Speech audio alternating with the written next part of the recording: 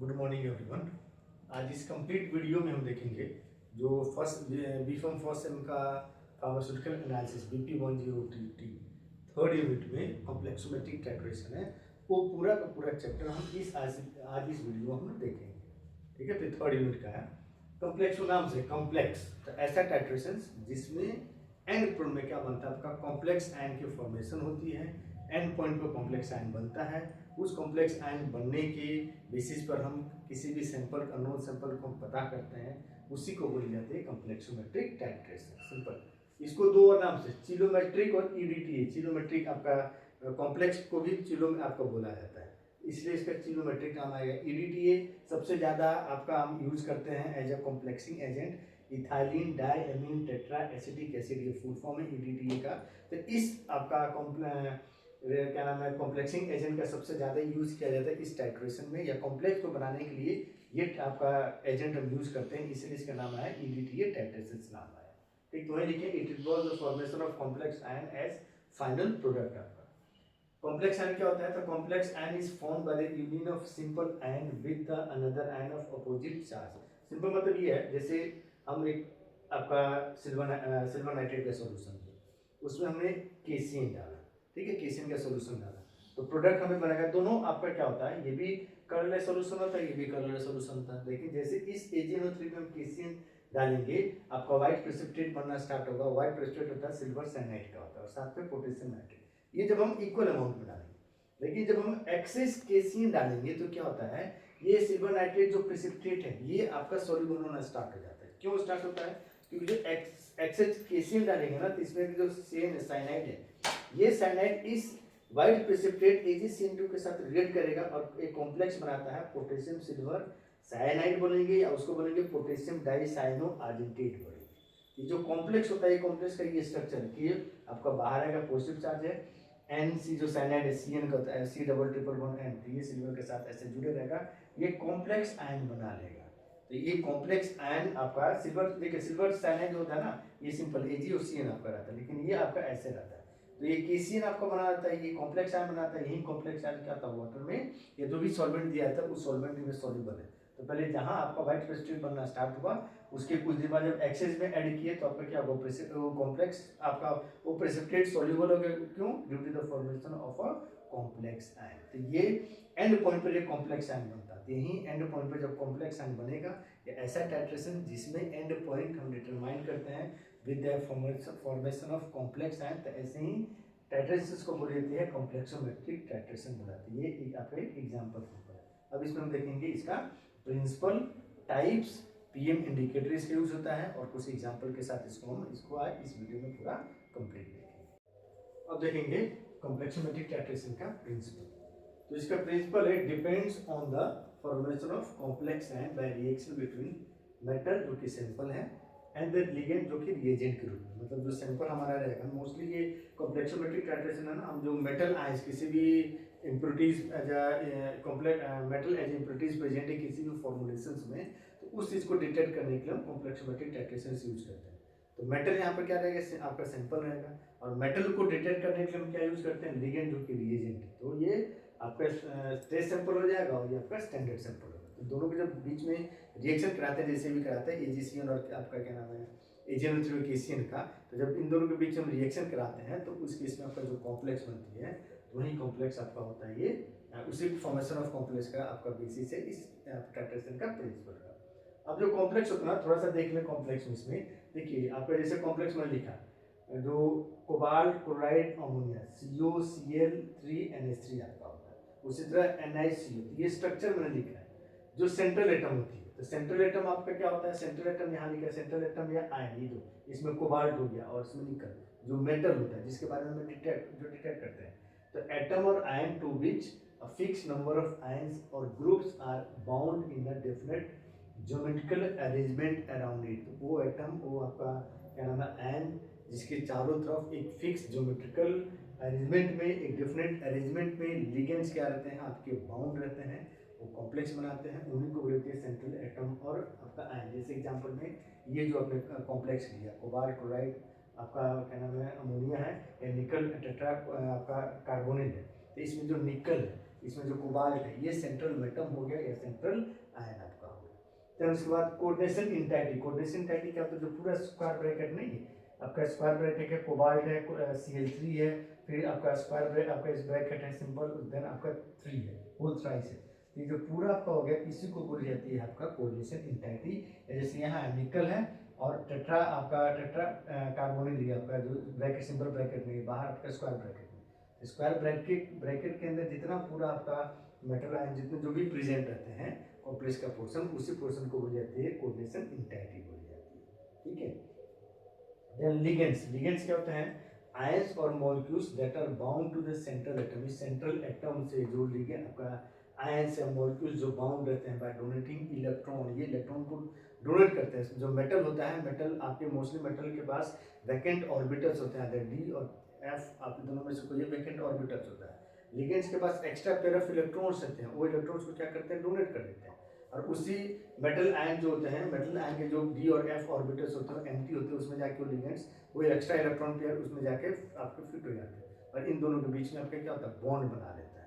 तो उसी ऐसे ही आयंस और मॉलिक्यूल्स को जो क्या करते हैं, इलेक्ट्रॉन्स को डोनेट करते हैं किसको, सेंट्रल एटम को, और वो बॉन्ड बनाते हैं, कॉम्प्लेक्स बनाते हैं। वैसे ही आयंस और मॉलिक्यूल्स को बोलते हैं लिगेंड्स बोलते हैं। जैसे एग्जांपल में यहाँ पर क्लोराइड Cl- है, अमोनिया NH3 है, यहाँ CO जो आपका कार्बोनिल है ये आपका है, क्या नाम है, ये है आपका लिगेंड्स होते हैं।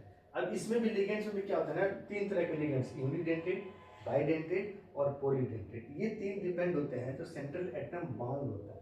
सेंट्रल एटम के साथ जो लिगेंड्स जो बाउंड होते हैं तो कितने एटम्स के साथ बाउंड होते हैं, एक ही एटम बाउंड रह रहा है कि एक से ज़्यादा एटम बाउंड रह रहा है, 2 हो रहे या 3 है, तो उसके बेसिस पर ये नाम से यूनी मतलब ये डेंट मतलब आपका बाइंडिंग जो पोर्शन बॉन्ड बनाने का है। तो जब आपका लिगेंड एक ही लिगेंड जितने लिगेंड का जो एक मॉलिक्यूल है, लिगेंड का एक मॉलिक्यूल है, तो उसमें से एक कोई एटम आपका बाउंड रहता है सेंट्रल एटम से, तो उस केस में बोलते हैं आपके यूनिडेंटेड लिगेंड। जब 2 एटम लिगेंड्स के 2 एटम आपके सेम आपके सेंट्रल आयन के साथ, मेटल आयन के साथ जब बाउंड रहते हैं तो वैसे लिगेंड को बोली जाती है डाइडेंटेड। एग्जांपल याद रखिएगा, ये क्वेश्चन पूछ देता है एग्जाम में, 2 नंबर का जो मार्क्स होता है। यूनिडेंटेड में जो आपका क्लोराइड H2 अमोनिया ये यूनिडेंटेड में आता है।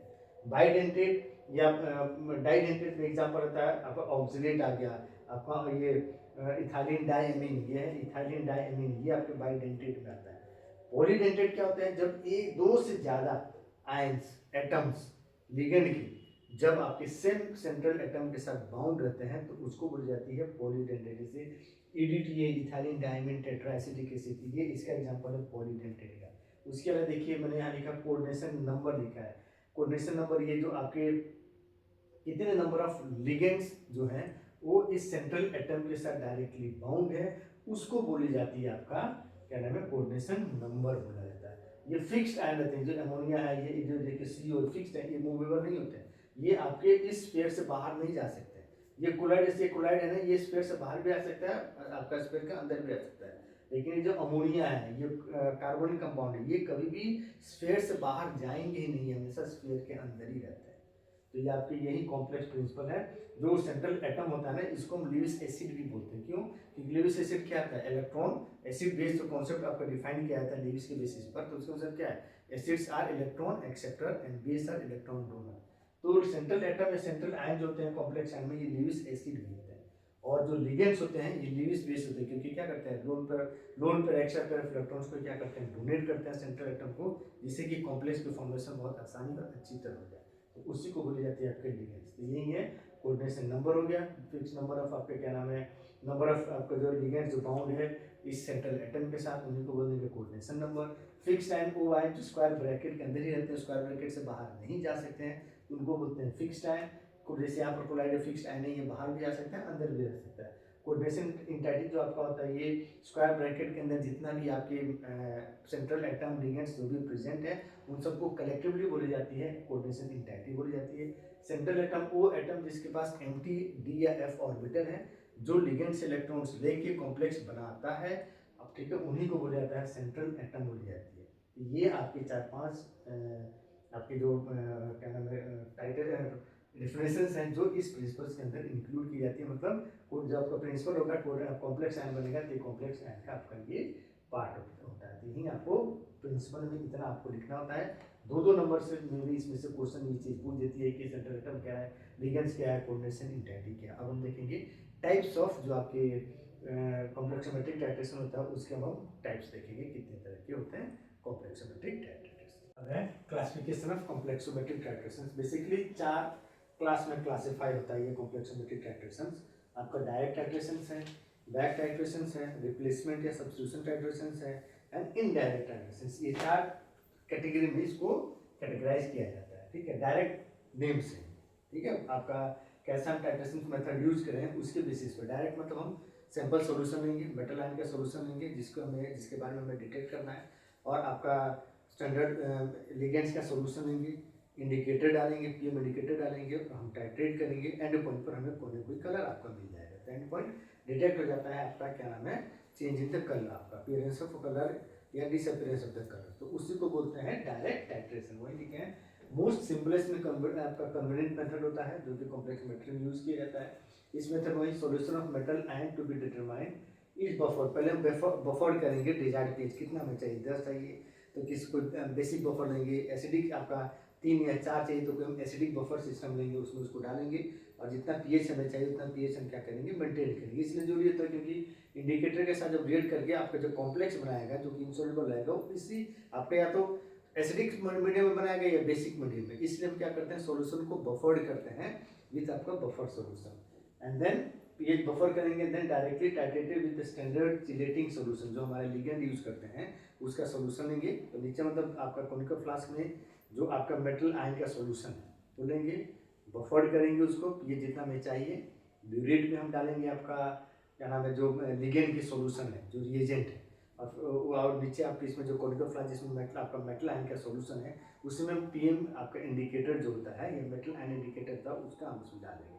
जैसे इरियोक्रोम टी होता है, इरियोक्रोम ब्लैक आपका होता है, एडीटी, तो उसको इसके अंदर डाल देंगे। उसके बाद डायरेक्टली क्या करेंगे, जो पीपेट होता है पीपेट को ओपन करेंगे और उसमें हम धीरे धीरे आपका सॉल्यूशन ऑफ रिएजेंट जो लिगेंड है वो डालेंगे और एंड पॉइंट आपको डिटेक्ट हो जाएगा। फॉर एग्जांपल अपने इसमें से डिटर्मिनेशन मैग्नीशियम, तो मैग्नीशियम हमने नीचे ले लिया, मैग्नीशियम आयन का जो हमने सॉल्यूशन मैग्नीशियम आयन के ले लिया, उसमें ईबीटी डालिए, इरियोक्रोम ब्लैक टी डाला, तो वो क्या होता है आपका ब्लू कलर होता है। फिर ऊपर जो ब्यूरेट में लेंगे, ब्यूरेट में हम क्या आपको नहीं ब्यूरेट में लेते हैं जो हम नीचे क्या करेंगे आपका, तो ये भी आपका ये, उसके बाद जैसे ये रिएक्ट करेंगे बनाएगा वाइन रेड सॉल्यूशन बना लेंगे। फिर हम क्या करेंगे उसके अंदर ईडीटी से आपका वो करेंगे, ईडीटी के साथ मीन्स नीचे हम जो लेंगे आपका जो कोनिकल फ्लास्क है, कोनिकल फ्लास्क में हम मैग्नीशियम आयन जो मेटल आयन है उसका इसमें मैग्नीशियम आयन का सॉल्यूशन लेंगे, पीएच डालेंगे, बफर्ड करेंगे जितना हमें आपका क्या नाम है जो पीएच चाहिए, उसके बाद हम इरियोक्रोम ब्लू डालेंगे। इरियोक्रोम ब्लू जो आपका क्या है मेटल आयन इंडिकेटर है, जैसे उसमें हम डालेंगे इरियोक्रोम ब्लू जब इस मैग्नीशियम आयन के साथ इंटरेक्ट करेगा कॉम्प्लेक्स बनाएगा, उसका ब्लू कलर से डायरेक्टली चेंज होता है वाइन रेड। तो ये नीचे आपका कोनिकल फ्लास्क में आपका हो गई है। उसके बाद ब्यूरेट में हम क्या ले रखे हैं, ईडीटीए का रिएक्शन आपका ईडीटी सॉल्यूशन ले रखे हैं, ऊपर से ब्यूरेट से धीरे धीरे हम क्या करेंगे ईडीटीए का सॉल्यूशन रिलीज करेंगे। जैसे रिलीज करेंगे तो आपका पूरा का पूरा वाइन रेड कलरलेस हो जाता है। क्यों? क्योंकि ईडीटी स्ट्रॉन्ग आपका चिलेटिंग एजेंट है। देन ईबीटी, ये क्या करेगा ईडीटी, इस ईबीटी को इरियोक्रोम ब्लैक टी होता है इसको क्या करेगा रिप्लेस कर देगा और खुद मैग्नीशियम के साथ बाउंड होकर कॉम्प्लेक्स बनाएगा मैग्नीशियम ईडीटी। और इस आपका सॉल्यूशन का ईडीटी जो आपका इस जो मैग्नीशियम ईडीटी जो होता है ये कलरलेस होता है। तो वाइन रेड से कलरलेस में जैसे आपका कन्वर्ट चेंज हुआ आपका सॉल्यूशन जो नीचे कोनिकल फ्लास्क में लिया है, इसका मतलब आपका टाइट्रेशन क्या हो गया कंप्लीट। ये होता है डायरेक्ट टाइट्रेशन। अब देखेंगे इनडायरेक्ट, बैक नाम से ही। बैक टाइट्रेशन में क्या करते हैं, इसमें हम उस वैसे मेटल को यूज करते हैं मेटल के लिए जो डायरेक्ट टाइट्रेशन से डायरेक्टली उसको डिटरमाइन नहीं कर सकते। नाम से बैक, इसमें हम क्या करेंगे एक्सेस लेंगे, जो आपका स्टैंडर्ड ईडीटी सॉल्यूशन है जो आपका रिएजेंट है उसका हम एक्सेस अमाउंट में लेंगे और उसके बाद देन उसको हम टाइट्रेट। तो इसमें क्या करेंगे, this method excess of standard EDT solution लेंगे is added to the metal solution to be titrated. नीचे जो हम लेंगे उसमें आपका जो कोनिकल फ्लास्क में लेंगे जो मेटल का सॉल्यूशन रहेगा जिसके बारे में डिटेक्ट करना हमें कौन सा मेटल है कितने अमाउंट में प्रेजेंट है, तो उसमें हम क्या करेंगे एक्सेस अमाउंट में ईडीटी जो चिलेटिंग एजेंट है उसका सॉल्यूशन उसमें हम डालेंगे। उसके बाद फिर टाइट्रेट करेंगे, है ना, added to the metal solution to be titrated, reacting solution is then buffered. उसके बाद जो कोनिकल फ्लास्क में लिए उसको हम बफर्ड करेंगे पीएच, जैसा हमें पीएच चाहिए उसके अनुसार बफर सोल्यूशन उसमें डाल के उसको पीएच जो हमें चाहिए वो मेंटेन करें। And then excess of EDTA, जब इसके अंदर जो ईडीटी है बचेगा एक्सेस, क्योंकि जितना आपके ईडीटी डाले पहले तो आयन के साथ आपका कॉम्प्लेक्स बना लेगा, बाकी जो एक्स्ट्रा डाले वो ऐसा चलेगा। उस ईडीटी को हम बैक टाइट्रेट करते हैं विद स्टैंडर्ड मेटल, कोई दूसरा स्टैंडर्ड मेटल सोल्यूशन। ब्यूरेट को हम क्या फिल करेंगे, स्टैंडर्ड मेटल सोल्यूशन फिल करेंगे, जिसका हमें कंसंट्रेशन आपका कौन सा मेटल है, क्या कंसंट्रेशन है, कितनी अमाउंट है, सब कुछ हमें मालूम है। ठीक, उसके साथ हम टाइट्रेट करेंगे और एंड पॉइंट फिर हमें मिल जाता है कोई ना कोई कलर चेंज। फॉर एग्जाम्पल इसमें जैसे लिखते हैं वही standard metal solution, zinc chloride, zinc sulphate, magnesium chloride, magnesium sulphate लेते हैं। जैसे इसी में डिटर्मिनेशन मैंगनीज, तो पहले क्या करेंगे, जो नीचे आपका रहेगा कोनिकल फ्लास्क, उस कोनिकल फ्लास्क में हम आपको मैंगनीज है जिसके बारे में हमें मालूम करना है, उसमें एक्सेस ईडीटी डालेंगे। जैसे 20 ml है तो इसमें 30 से 40 ml ईडीटी डालेंगे। तो जो जितना मैंगनीज आयन प्रेजेंट है उसके अनुसार ईडीटी क्या करेगा, कॉम्प्लेक्स बना लेगा, और रेस्ट आपका ईडीटी एज अनरिएक्टेड रहेगा। उस अनरिएक्टेड ईडीटी को फिर हम क्या करेंगे, स्टैंडर्ड मेटल सोल्यूशन से जिंक क्लोराइड का सोल्यूशन जो ब्यूरेट में लेंगे, मैग्नीशियम क्लोराइड का सोल्यूशन, मैग्नीशियम सल्फेट का सोल्यूशन जो लेंगे उसको ब्यूरेट के साथ रिलीज करेंगे और क्या करेंगे, इसको हम टाइट्रेट करेंगे। तो फिर ये मैग्नीशियम ईडीटी के साथ आपका जितना भी एक्सेस रहेगा तो आपका जैसे ये डाले एमजी ईडीटी के साथ आपका कॉम्प्लेक्स बना लेगा, आपका कलर चेंज वहाँ पर हो जाएगा। तो जैसे कलर चेंज हो आपका टाइट्रेशन एंड हो गया। तो ये दो आपका है डायरेक्ट और बैक टाइट्रेशन। अब देखते हैं इसमें जो आपका इनडायरेक्ट है और रिप्लेसमेंट या सब्स्टिट्यूशन, उसको हम दोनों को देखते हैं। अब ये तीसरा और चौथा जो क्लासिफिकेशन है कॉम्प्लेक्समेटिक टाइट्रेशन के, थर्ड है रिप्लेसमेंट या सब्स्टिट्यूशन टाइट्रेशन। मतलब इसमें हम जो मेटल आयन जिसका हम आपका डिटेक्ट करना होता है उसको रिप्लेस करते हैं, सब्स्टिट्यूट करते हैं किसी दूसरे मेटल से।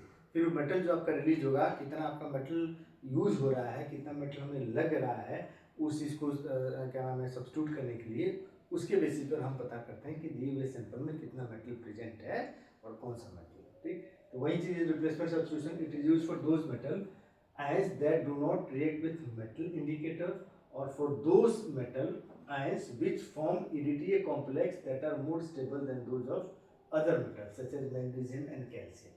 मतलब उन आयंस के लिए, ठीक है, उन मेटल आयंस के लिए जो मेटल आयन मेटल इंडिकेटर है उनके साथ ये रिएक्ट नहीं करेंगे, पहली कंडीशन। उनके लिए हम ऐसे मेटल्स के लिए यूज करते हैं ये मेथड आपका। या दूसरा, अगर हम उनको बनाते हैं those metal ions which form EDTA complex, EDTA complex के साथ जो बनाते हैं तो वो ज़्यादा स्टेबल होते हैं, ठीक, एज कम्पेयर टू मैग्नीशियम या कैल्शियम। जो और दूसरे जो मेटल्स होते हैं वो EDTA के साथ जो कॉम्प्लेक्स बनाएंगे, और जो मेटल आयन हम डिटेक्ट करना है, तो मेटल जिसका डिटेक्ट करना है उसका कॉम्प्लेक्स EDTA के साथ ज़्यादा स्टेबल है एज कम्पेयर टू आपका जो मैग्नीशियम है ऐसे। तो ऐसे मेटल आयंस की डिटेक्शन के लिए हम ये मेथड यूज करते हैं रिप्लेसमेंट या सब्स्टिट्यूशन। इसमें क्या करते हैं, this method the metal and cation to be determined is firstly treated with the magnesium complex of EDTA। मतलब जो सैंपल है तो पहले सब क्या करेंगे, मैग्नीशियम और EDTA का रेड कलर का मैग्नीशियम EDTA कॉम्प्लेक्स बनाएंगे, कॉम्प्लेक्स बना लेंगे। उसके बाद क्या करेंगे, जो मेटल आयन है जिसके बारे में हमें डिटेक्ट करना है उसको उस कॉम्प्लेक्स के साथ क्या करेंगे, ट्रीट करेंगे। तो ट्रीट करेंगे तो अब क्या है, जो मेटल जिसका हमें डिटेक्ट करना उसका EDTA का जो कॉम्प्लेक्स है मोर स्टेबल है मैग्नीशियम या कैल्शियम के साथ, तो वो क्या करेगा, मैग्नीशियम के यहाँ से एलिमिनेट कर देगा, तो मैग्नीशियम आपका रिलीज होगा।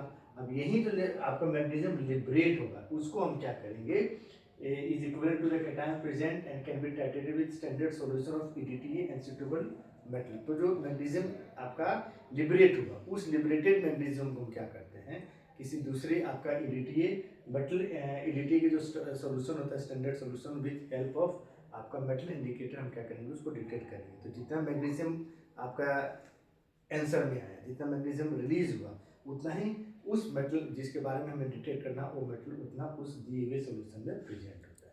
ठीक है, तो ये आपका है रिप्लेसमेंट, नाम से रिप्लेसमेंट या सब्स्टिट्यूशन। तो हम पहले ऐसे आपका मेटल EDTA का आपका कॉम्प्लेक्स लेंगे जो कम स्टेबल है एज कम्पेयर टू अपना दूसरा का। ठीक है, देन चौथा लास्ट आपका है इनडायरेक्ट टाइट्रेशन। नाम से इनडायरेक्ट, इसमें क्या use for determination of those anions that do not react with EDTA complex. वो एनायन के साथ जो EDTA कॉम्प्लेक्स के साथ वो ट्रीट नहीं आपका रिएक्ट नहीं करते। In this method, solution of disodium EDTA is added to the solution of containing metallic ions to be determined. The complexes are formed with the liberation of two equivalent of hydrogen ion. तो manganese plus, मतलब इसमें क्या होता है, जो हम ion होता है ना those ions that do not react with EDT complex, direct EDT के साथ कॉम्प्लेक्स के साथ रिएक्ट नहीं करते हैं, तो उसके लिए हम क्या करते हैं, सोल्यूशन ऑफ डाइसोडियम ईडीटी एक काम लेते हैं, is added to solution containing metallic ion, जो मेटल आयन हमारा है जिसके बारे में हम मेडिटेट करते हैं, उसमें हम क्या करेंगे, डाइसोडियम जो सोडियम ईडीटी होता है ना, उसका डाइसोडियम सोड देंगे, उसको हम क्या करेंगे, उसमें ऐड करेंगे। तो जब डाइसोडियम ईडीटी का आपका सोल्यूशन को उसमें ऐड करेंगे, जिस मेटल को हमें डिटेक्ट करना है, तो उसमें डाइसोडियम ये फॉर्मूला होता है, डाइसोडियम ईडीटी का ये फॉर्मूला, ये हाइड्रोजन आपका प्रेजेंट है, ये हाइड्रोजन क्या होगा, लिबरेटेड, ये जो लिबरेटेड हाइड्रोजन है तो एसिड हो गया, तो हम क्या करेंगे, एसिड बेस, तो किसी बेस के साथ फॉर एग्जांपल NaOH के साथ टाइट्रेट करेंगे विद द हेल्प ऑफ कोई भी आपका क्या नाम है इंडिकेटर, सब आपका क्या नाम है फिनोल्फथालीन इंडिकेटर, उसके साथ आपका करेंगे, एंड पॉइंट पर हमें रिएक्शन क्या होगा, आपका कलर चेंज आएगा, वही कलर चेंज, तो जितना अब एक मैंगनीज है, एक मेटल जो आपका है, कितना आपका 2 हाइड्रोजन को लिबरेट कर रहा है, तो उसी के बेसिस पर हम क्या करते हैं, कैलकुलेट करके और हम पता कर लेते हैं कि कितना मेटल आयन प्रेजेंट आपका दिए हुए सोल्यूशन में है। ठीक है, तो ये है indirect in replacement substitution, replace करना। ठीक है, सब्स्टिट्यूशन आपका इनडायरेक्ट, डायरेक्टली हम यूज नहीं कर रहे हैं, हम दूसरा कोई सोल्यूशन बना रहे हैं और उसमें से लिबरेट आपका हो रहा है। ये 4 आपके टाइप्स ऑफ क्या नाम है कॉम्प्लेक्सोमेट्रिक टाइट्रेशंस होते हैं, डायरेक्ट, बैक, रिप्लेसमेंट या सब्स्टिट्यूशन बोलिए या इनडायरेक्ट टाइट्रेशंस बोलिए, ये 4 तरह के होता है। ये 4 तरह बहुत ज़्यादा इंपॉर्टेंट होता है, यही 4 तरह से ये क्वेश्चन भी आता है 7 नंबर। ठीक है, जो क्वेश्चन आपका 7 नंबर में ये क्वेश्चन भी आता है, एक्सप्लेन, लास्ट देखेंगे इसमें मेटल एंड इंडिकेटर, जो इंडिकेटर हम यूज करते हैं कॉम्प्लेक्सोमेट्रिक टाइट्रेशन में, उसी को बोला जाता है मेटल एंड इंडिकेटर, या दूसरा नाम होता है पीएम इंडिकेटर या कॉम्प्लेक्सोमेट्रिक इंडिकेटर्स। पीएम इंडिकेटर इसलिए क्योंकि पीएच डिपेंडेंट, इसके जो कलर होता है ना वो पीएच डिपेंडेंट होता है, pH change same indicator colour उसका चेंज हो जाता है, इसलिए बोलते हैं PM indicator. So it is a substance that changes colour when it binds with metal या metal ions in the solution and is used to detect end point. They are polyprotic complexing agent होते हैं, example में EDT ethylene diamine tetraacetic acid peroxide eriochrome black T या solochrome black T इसको बोला जाता है, ये होते हैं पोलीप्रोटिक होते हैं, मतलब हाइड्रोजन इसमें बहुत सारे होते हैं जो कि डोनेट कर सकते हैं। इसका डेफिनेशन है, थ्योरी है कैसे हम निकालते हैं, तो इसमें कंसिडर कीजिए कि EDTA आपका जो चिलेटिंग एजेंट है उससे आपका टाइट्रेशंस का, तो जब हम यूज करेंगे आपका टाइट्रेट करेंगे तो use of metal and indicator EDT titration, ये लिखेंगे MN metal indicator plus EDT react होगा, M EDT बनेगा और इंडिकेटर अपना अलग हो जाएगा। लेकिन ये प्रोसेस, ये स्टेप या ये रिएक्शन कब प्रोसीड करेगा, जब मेटल EDT एक कॉम्प्लेक्स ये मोर स्टेबल है देन मेटल इंडिकेटर आपका क्या नाम है जो कॉम्प्लेक्स है इससे ज़्यादा स्टेबल हुआ है, तभी ये रिएक्शन आपका प्रोसीड करेगा और ये कंपाउंड आपको बनेगा। ठीक है, then stability of metal indicator complex express, तो उसको एक्सप्रेस करेंगे तो कि IN आपका इंडिकेटर कांस्टेंट होगा, ये आपका इक्वेशन होगा, इसी का अनुसार आपका बन गया MnIn प्लस N हो गया। इंडिकेटर कलर जो होता है ना इफेक्ट होता है ये सब द सोल्यूशन, जैसे सोलोक्रोम ब्लैक, बीच में भी जो सोलोक्रोम ब्लैक टी है, अब इसका देखिए ये है सोलोक्रोम ब्लैक होता है, रेड कलर होता है, जब पीएच इसका 5.3 से 7.3 जब चेंज करेंगे तो ये ब्लू कलर में कन्वर्ट हो जाएगा, वही 1 जब 12.5 के आसपास जाएगा तो येलो ऑरेंज, तो कलर चेंज इसका क्योंकि फिर कन्वर्ट होता है, पी आपका पीएच चेंज होता है, यहाँ 2 हाइड्रोजन है या 1 हाइड्रोजन है या 1 भी हाइड्रोजन है, तो पोलीप्रोटिक हाइड्रोजन लिबरेट करते गया और इसका कलर आपका चेंज होता गया। तो इसलिए इंडिकेटर जो हमने इंडिकेटर कांस्टेंट हमने यूज किया, इसको हम यूज इसके बाद तब हम लिखते हैं कि it is use expressed as apparent indicator constant, क्योंकि ये क्या है पीएच डिपेंडेंट है, पीएच चेंज कलर चेंज, तो उसी चीज को इस इक्वेशन को तो हम ऐसे लिखेंगे, जब दोनों साइड लॉग लेंगे तो लॉग PIN प्लस ये आपका फॉर्मूला है, इसी फॉर्मूले से किसी भी इंडिकेटर आपका पीएम इंडिकेटर उसका कंसंट्रेशन कितना लगेगा क्या लगेगा, ये इस फॉर्मूले से आपका निकाला जाता है। ये आपका कॉम्प्लेक्सोमेट्रिक टाइट्रेशन यहीं पर फिनिश हो गया। ठीक है, तो इसमें आपने पूरा इंट्रोडक्शन देखा, प्रिंसिपल देखा, टाइप्स ऑफ इंडिकेटर आपका कॉम्प्लेक्सोमेट्रिक टाइट्रेशन देखिए और मेटल एंड इंडिकेटर्स ये आपने देखा। तो इतना आपका ये आज के टॉपिक में, आज के वीडियो में इतना सफिशिएंट है, चैप्टर आपका कंप्लीट हो गया मेटल आपका कॉम्प्लेक्सोमेट्रिक टाइट्रेशन।